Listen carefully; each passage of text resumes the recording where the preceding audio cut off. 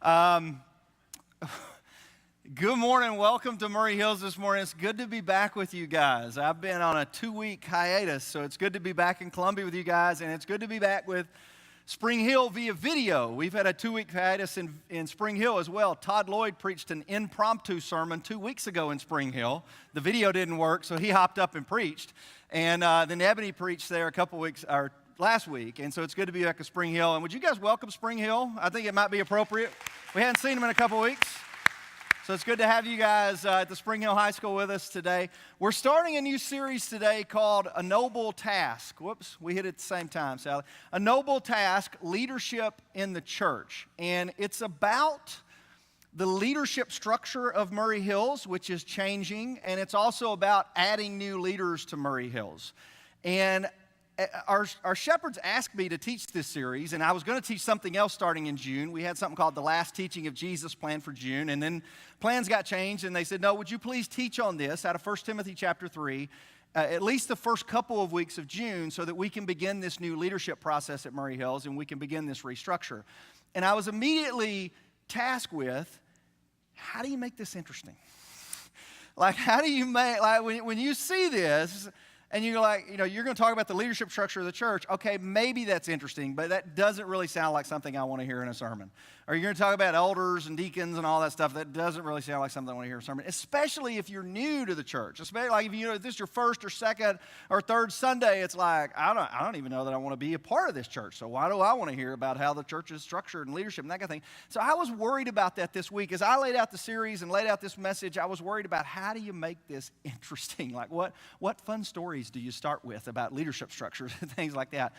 And I remembered something that happens in our 101 class. And we do 101, we do that 4 times a year here. And it's basically an introduction to Murray Hills. And we're getting ready, we're going to have our first one in Spring Hill that I teach. We're going to have the first one there in August. It was supposed to be June, and then summer schedules didn't work out. And so in August, Ebony and I are going to be leading a 101 in Spring Hill. And then we're also going to have one in Columbia. Tim and I will be leading.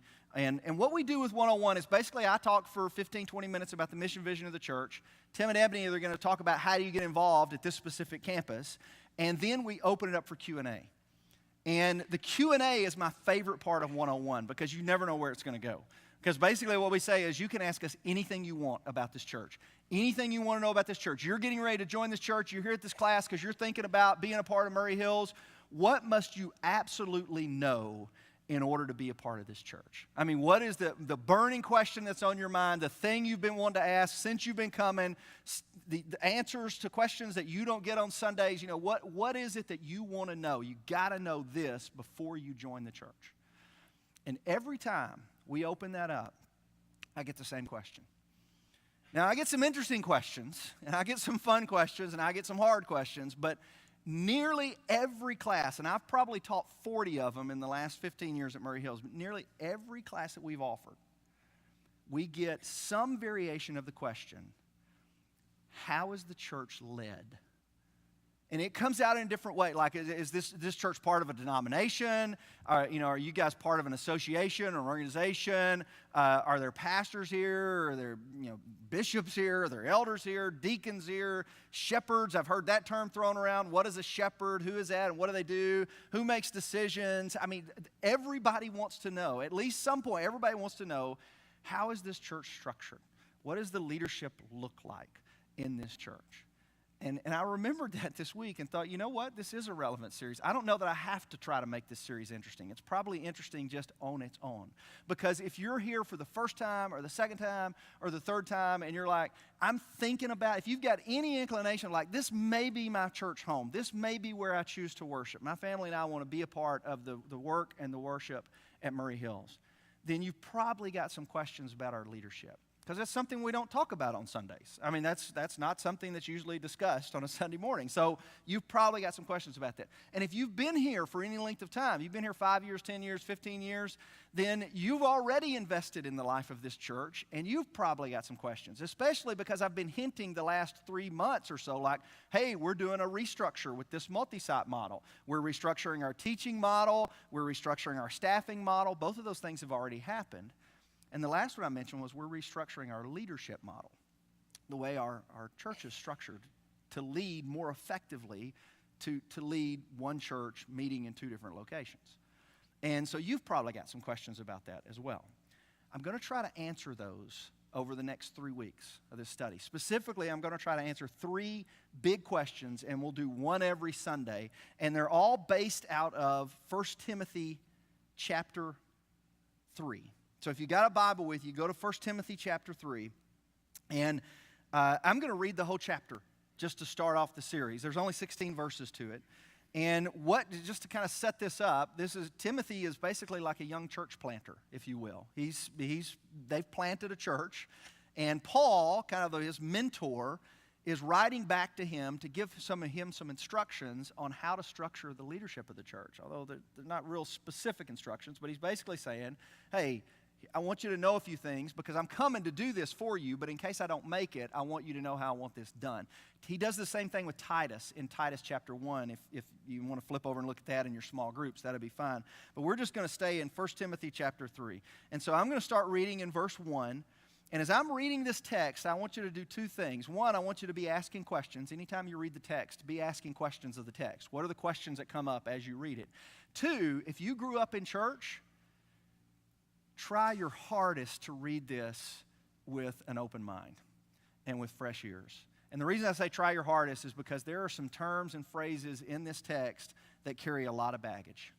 And so if you grew up in church, depending upon your denominational background, different phrases here will carry a lot of baggage for you. Try your best to just kind of hear it with fresh ears. Okay, this is what Paul writes. He says, here's a trustworthy saying. Whoever aspires to be an overseer desires a noble task. Now, the overseer must be above reproach, faithful to his wife, temperate, self-controlled, respectable, hospitable, able to teach, not given to drunkenness, not violent but gentle, not quarrelsome, not a lover of money. He must manage his own family well and see that his children obey him, and he must do so in a manner worthy of full respect. In parentheses there, if anyone does not know how to manage his own family, how can he take care of God's church? He must not be a recent convert, or he may become conceited and fall under the judgment of the devil. He must also have a good reputation with outsiders so that he will not fall into disgrace and into the devil's trap. In the same way, deacons are to be worthy of respect, sincere, not indulging in much wine, and not pursuing dishonest gain. They must keep hold of the deep truths of the faith with a clear conscience.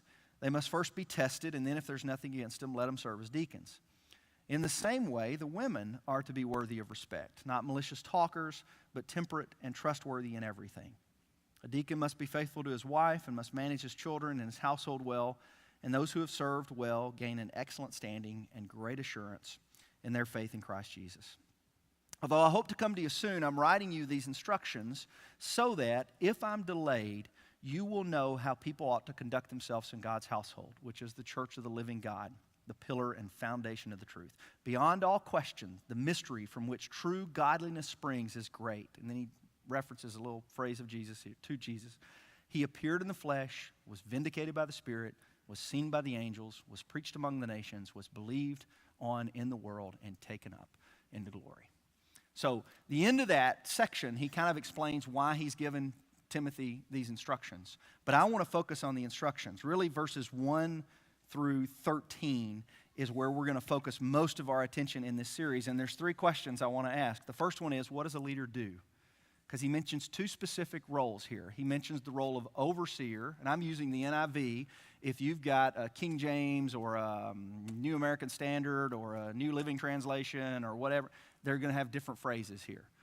Okay, the overseer might be referred to as elder, might be referred to as bishop, might be referred to simply as church leader.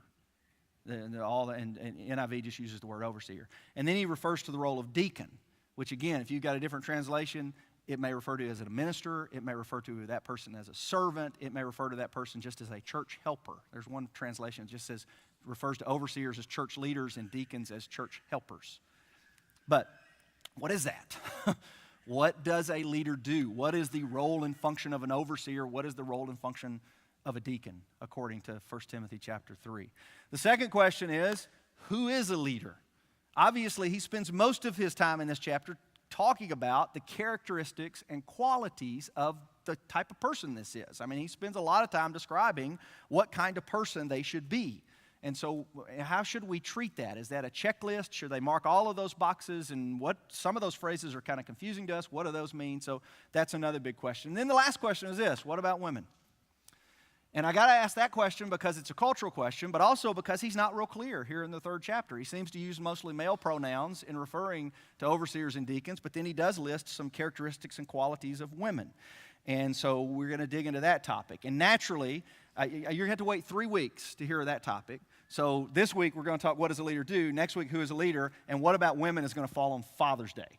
So naturally, on Father's Day, we're going to talk about women's role in the church on Father's Day. So in true Murray Hills fashion, Todd, when I said that, Todd said, "You've just validated everything I've ever made fun of you about with the seniors. Every time we have a senior banquet, I make fun of you for preaching inappropriate topics not congruent with the Sunday." So we're going to keep up the tradition, talk about women's role.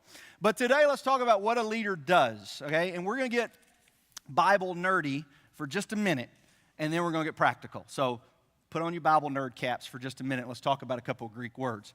This first word is the Greek word that's translated in the NIV as overseer.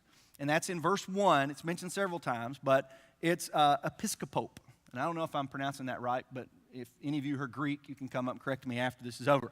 Episkopope sounds like Episcopal because Episcopal is actually a form of church government. So, and that's where they get the word. Episcopal is from this word right here. It means literally in the Greek to provide oversight. And so the NIV has a very literal translation. An overseer is someone who provides oversight or provides leadership for the church. Depending upon which denomination you grew up in, that may have been a single person in the church. It may have been a single pastor that provided that oversight, or a single priest or rector provided that, or it may have been a single elder that provided that. It may have been a group of people that provided that, a group of elders or a group of overseers. And I was thinking about it in staff meeting. I was like, across the denominational lines, this term right here, you're going to know differently depending on how you grew up. If you grew up Catholic or you grew up Episcopal, then you probably know these people as bishops. And actually, the KJV, King James Version, translates this word as bishop. So you probably know them as bishops. If you grew up Presbyterian, then you know them as the session. And the session just simply refers to a group of elders over a local church. Or you may know them as the presbytery, which is just a little higher up version of the session. If you grew up Church of Christ, you probably know them as elders. If you grew up Baptist, you might know them as deacons, which is really confusing because in some Baptist churches, the deacons operate a whole lot like the elders. You may know these people as the pastors. You may know these people as the trustees or the board of trustees or simply the church board. But these are all referring to the same role described here in 1 Timothy chapter 3. The leaders or overseers of the church. And there's multiple ways that churches have chosen to structure according to this.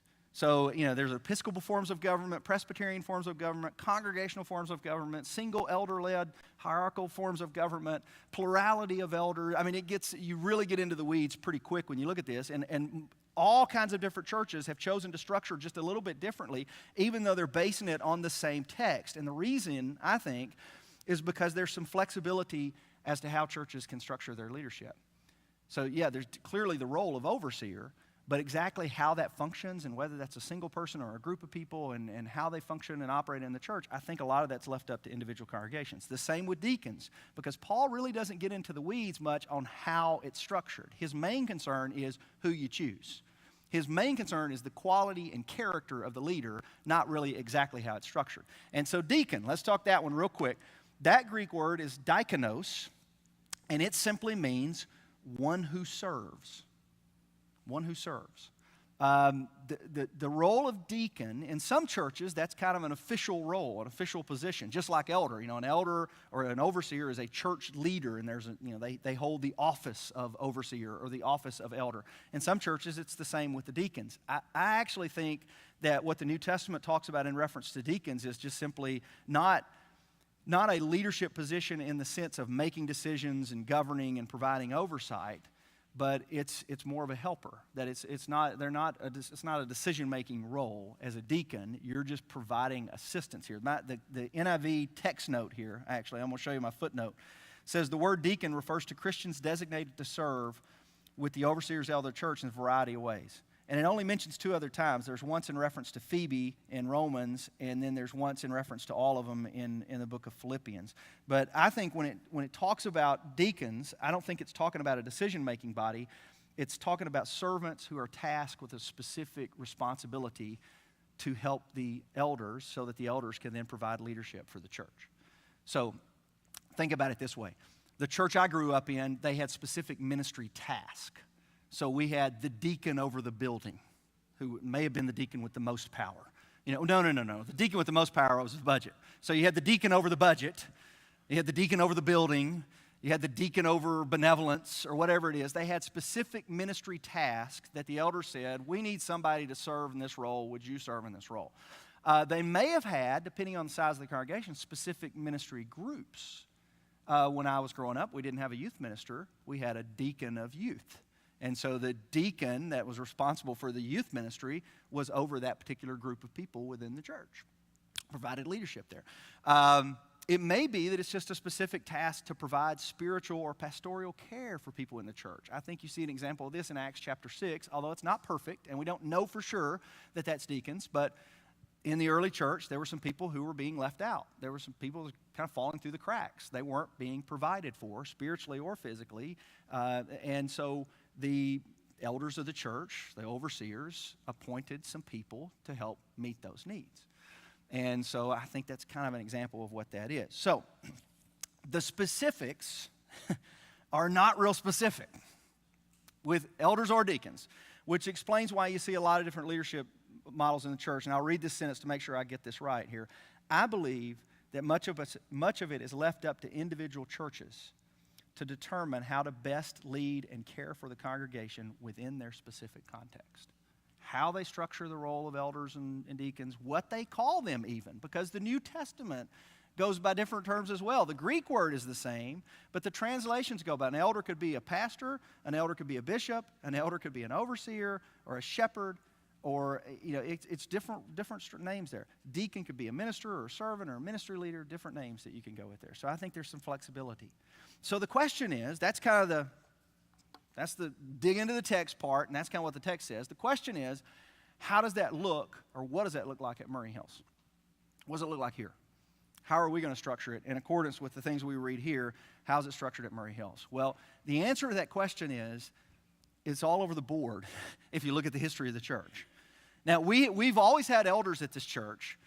We haven't always had deacons. Sometimes we've had deacons, and then we didn't have deacons, and then we made them ministry leaders because, well, I don't want to get too deep in the weeds here. I'll just say this. In the last 15 years as a church, we've had 5 different variations of our leadership model. When I came in 2004, we had 3 elders, and the elders and I met on a weekly basis, and they were involved in nearly every single decision of the church, down to what am I going to preach next, to what color is the carpet going to be in the new building. I mean, they were involved in all the decisions, and we could do that because the church was small and our leadership model was small, and it's just what we needed to do at the particular time. Then we added 4 new elders to the mix. Now suddenly we had 6. It's a lot harder for 6 guys to determine the color of carpet than it is for 2.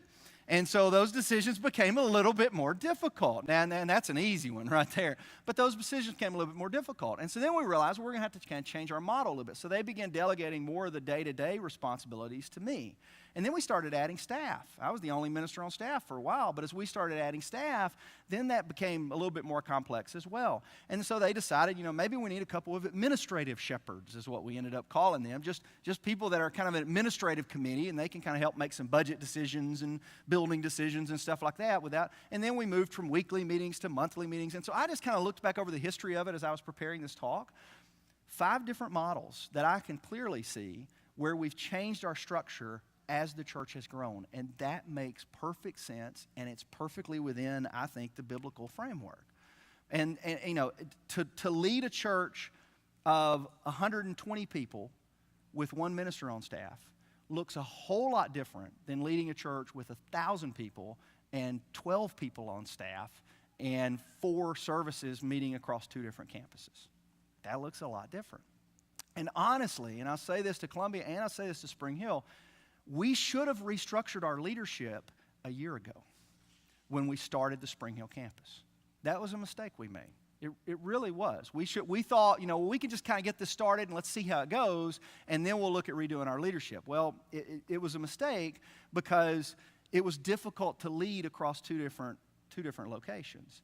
And so needs went unmet in the church, and roles weren't exactly clear. And so that really wasn't fair to the folks in Spring Hill, and it really wasn't fair to the folks in Columbia either. And so with Rubel's transition, our leadership said, we need to take a good look at this, and we need to see if it's now time to restructure our leadership another time so that we can better meet the needs of a growing, changing congregation. And that's exactly what they've done. So what's it going to look like moving forward? I see that it's 10:29, which means I need to be quiet in about 5 minutes. So give me 6 minutes to do this, okay? What's it going to look like for us moving forward? Well, there's two roles that we're going to have as leaders here. One of them is very similar to the role of overseer, and we're just going to call them elders. And I know for a long time we've called them shepherds. Shepherds. What we've discovered in 101 is that's confusing to people, especially when you come from other backgrounds. It's just confusing to people. And elder seems to be a synonymous term that if you grew up Baptist, if you grew up Presbyterian, if you grew up Church of Christ, you kind of understand elder. You may have a lot of baggage associated with that term, but you understand what an elder is and what a group of elders do. You kind of got some idea of that. So we're going to have elders. It will end up being 4 to 7 men that serve effectively as the overseers of the church. If you want to use the word trustee, that's fine. That kind of defines it as well. In any nonprofit I've been a part of, whether it's a school or whether it's a ministry group or whether it's just any nonprofit organization, they've typically had a board of trustees. And the board of trustees is not responsible for the day-to-day administration of the organization. They're responsible for protecting the mission, values, and vision of the organization. So our elders are responsible. They are entrusted with the task of protecting the mission, vision, and values of Murray Hills Church. And they're responsible for stewarding the financial resources of this church, and they're responsible for protecting the doctrinal integrity of this church, and they're responsible for overseeing and holding me accountable. I answer to the elders of this church. And so if I am to teach something up here that's not in accordance with the doctrine of the Scriptures, they are the ones that will call me into account for that. If I'm to spend some money that's not in accordance with the budget, they are the ones to call me into account for that. If I'm to operate in a way that's different from the mission of the church or their vision of the church, they're the ones that call me into account for that. They're entrusted with that responsibility. They don't get involved in the day-to-day decisions of what goes on in the church, but they're entrusted with the bigger picture and providing leadership and oversight for the church as a whole. We already have that in place. Okay, so that's not really a change. We already have elders in place. We have 5 elders currently. What we're looking to do is add a few more to that mix. We've got some guys that have served a long time, so some of them are probably ready to roll off. We would like to add at least 2, 3, 4. We're not exactly sure of the number there, but we're going to add some elders into that mix. We need some elders from Spring Hill. So we need some representation so that there's folks in Spring Hill that know what's going on there. So we need at least 1 or 2 of those folks to be from Spring Hill.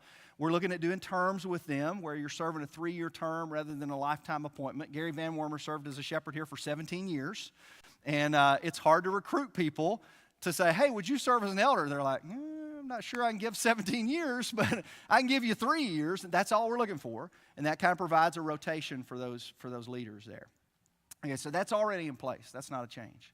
The change is we're looking to add a second role back into the leadership, and that's the role of a campus shepherd or pastoring shepherd, which functions similar to deacon in the New Testament, but we're not using the word deacon because that term is loaded and it means different things to different people. So we're just using some terminology different and saying, just campus shepherds.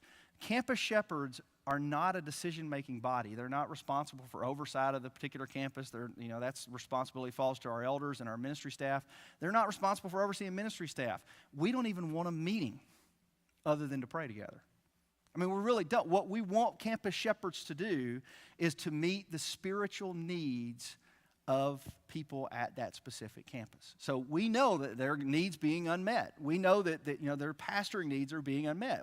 That's what we want those people to do. And we're looking for men and women in this role that will meet the spiritual needs of our members regardless of where they worship.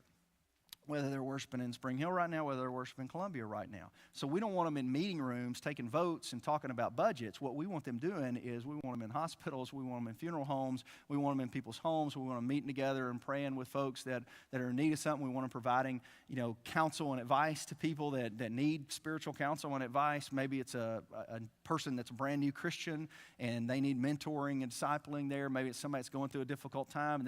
So we're looking for some spiritually mature men and women who can serve as shepherds, to shepherd our flocks so that then the elders can lead in some other areas as well. Now, I'm most excited about that change because I understand as the church has grown larger, we have not done a good job of taking care of the spiritual needs of our family.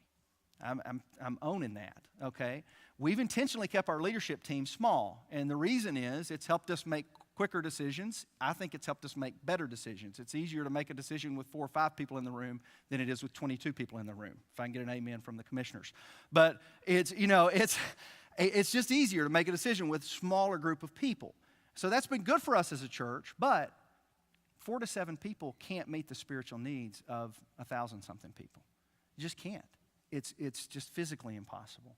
And so we need many more people to come into that role to help meet our spiritual needs as a church. Now, how many is that going to be? I don't know. We're not setting a limit on that. It'll as many as we can take. It'll probably, sizes will look different between Spring Hill and between Columbia because the campus sizes are different. But we're looking for as many as we can take that will help meet that spiritual need for our church. And that's their specific task that they're charged with. And so here's what I want you to start doing. I want you to start thinking about who that is. Because starting next week we're going to answer the question, what kind of person should we be looking for? Starting next week, we're going to start asking for names of who would be good shepherds here. Give us names of men and women that would just be who would you go to for advice? Or if you've got a crisis in your life or you're in a difficult time, who would you go to? Who are the kind of people that you would want providing insight and counsel in your life? Those are the people that we're looking for. And so you're going to start thinking about names. We'll go through some of these characteristics and talk about what that looks like. And so I want you to start doing that. I want you to start praying about it. And I want you to start thinking about questions you have. Because there's no way I'm going to answer every question in these messages here. It's just not going to happen. So if you've got specific questions like, I was a little confused about this or this, because I've wrestled with how to kind of structure all this. If you've got questions, email them to me. And I'll try my best to answer them individually. Or if it's something I think, the whole church is probably interested in the answer to that question, then I'll include it in next week's sermon. So you can help me write next week's sermon. If you've got questions, you can send them to me, and that'll kind of help me think about where we're going to go from here. All right? Last thing I've got, because it's time for me to quit. And so we're going to quit, but keep the camera going, please. So, because this is an announcement for Spring Hill and an announcement for Columbia. You guys need to help us, and this is really important. We're going to shift from, we just talked about the leadership structure. Now let's talk about some really important stuff. Let's talk cereal. We need you, cereal. Yeah, we need your help with something, okay? And this is the last thing you're going to walk out of here thinking about, okay? At our staff meeting, if you're on social media, then you saw this. Our staff's been having a debate of what is the best breakfast cereal. And everybody knows it's Frosted Flakes. But some of our staff stubbornly insist that there are other cereals better than Frosted Flakes. Ebony thinks Fruit Loops. I don't understand it. She's right on most things, but not on this thing. Scott, Cinnamon Toast Crunch, I believe it is. What was yours, Tim? Some kind of peanut butter Captain Crunch. Never even heard of it. Just some weird, off-the-wall. Sherry's is gluten-free Honey Nut Cheerios. I think it's got 2 votes right now. But gluten-free Honey Nut. I don't eat anything gluten-free unless I'm forced to. So, but what we're asking you to do is help us solve this debate. We put the vote out on social media. Frosted Flakes is winning right now, which I'm very happy about. But the way we're going to solve the debate is not with an online vote, but with actual boxes of cereal. So what we're asking you to do is go out to the grocery store and vote for your favorite cereal by buying it and bringing it back to Murray Hills. You can vote as many times as you want. If you want to vote 15 times for Cinnamon Toast Crunch, buy 15 boxes of cereal. Each box of cereal counts as one vote. Now, if you get the big family size, maybe we can do 2 votes. I don't know. We hadn't made the rules up yet. But each box of cereal is one vote, and we're going to determine once and for all, bring them to Spring Hill High School next Sunday, bring them to here next Sunday. We're going to determine once and for all what is the favorite cereal of Murray Hills Church. Okay? You got the rules? And then after that's over, we're going to take it all to the Family Center, which asked us to do a cereal drive, but we said, that doesn't sound lots fun. Let's make it a competition.